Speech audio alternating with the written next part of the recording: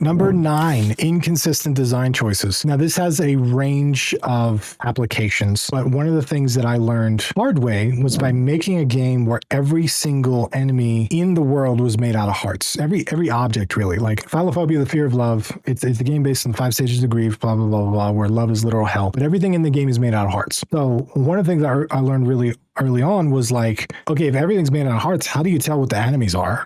Like the key is made out of hearts, the box is made out of hearts, the chains are made out of hearts. How do you know what's going to kill you? So I had to adapt a very specific design language around the enemies. And what I ended up doing was a lot of the enemies have very sharp, pointy-like features, and then they have the very specific shade of red. They all include a very specific shade of red if they'll hurt you. So as a player, what you start to do is you start to play the game and you're like, oh, I recognize that red. I don't use it anywhere else. The only place I use that specific shade of red is on enemies that will kill you. So that's a consistent design choice because it tells the player that's playing that, hey, this thing is dangerous. And you start to learn that as a player. If I were inconsistent about that, and I was at first, if I had some enemies that were black, some enemies that were this color, and so on and so forth, some of those might actually ship with the game. It's a little more jarring when you're not really sure if something is going to kill you. And there's a lot of stuff with your design you need to be consistent. So controls would be another thing that fits in there, right? So like if it's E to open this door, but it's T to open another door, it's really jarring to the player because it's like, I don't know what button that is. It should always be E for every action for the door, right? Sounds simple, but a lot of people get it wrong.